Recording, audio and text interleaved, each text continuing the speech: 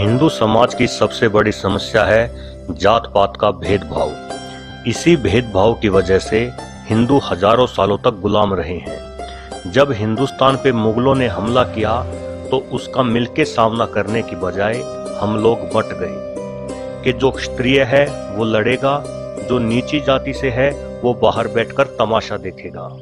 असल में जिन्हें हम नीची जाति समझते रहे हैं और चमार कह के संबोधित करते हैं और जिन्हें कुछ समय पहले तक हिंदू छूने से भी कतराते थे, असल में वो चंवर वंश के क्षत्रिय हैं। इस बात का खुलासा डॉक्टर विजय सोनकर की एक पुस्तक हिंदू चरम मारी जाति एक स्वर्णिम गौरवशाली राजवंशीय इतिहास में हुआ है।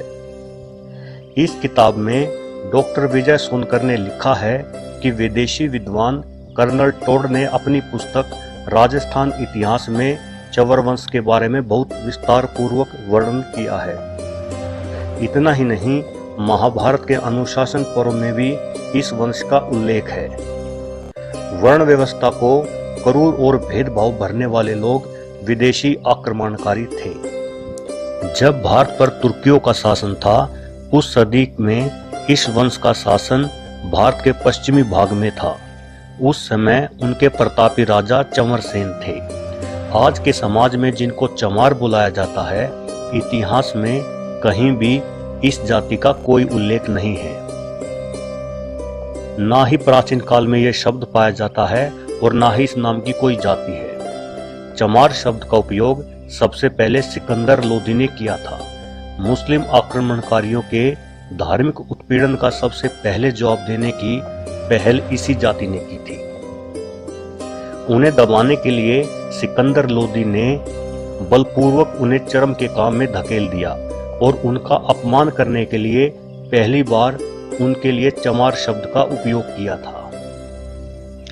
इस जाति के गुरु संत रैदास थे, जिन्होंने सारी दुनिया के सामने मुल्ला सदना फकीर को लड़ाई में हरा दिया था।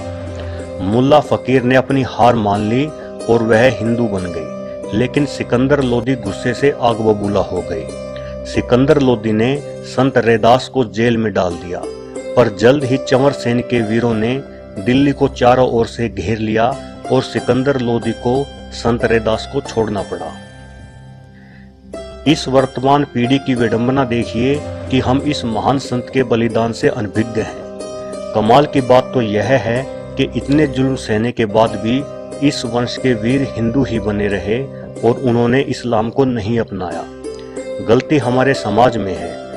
हम हिंदुओं को अपने से ज्यादा भरोसा वामपंथियों और अंग्रेजी के लेखन पर है। उनके इस झूठ के चलते हमने अपने भाइयों को, अपने दोस्तों को अछूत बना लिया। आज हमारा हिंदू समाज अगर टिका हुआ है तो उसमें बहुत बड़ा बलिदान इस वंश के वीरों का है, जिन्होंने नीचे काम करना स्वीकार किया पर इस्लाम धर्म को नहीं अपनाया।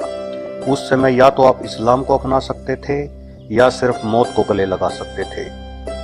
यह सुनने के बाद अब आपको विश्वास हो जाना चाहिए कि हमारे बीच कोई भी चमार अथवा अछूत नहीं है। हम सब एक जैसे हैं। दोस्तों, जानकारी पसंद आने पर इसे फेसबुक और व्हाट्सएप के जरिए अपने दोस्तों में शेयर करें और मेरे चैनल को सब्सक्राइब जरूर करें।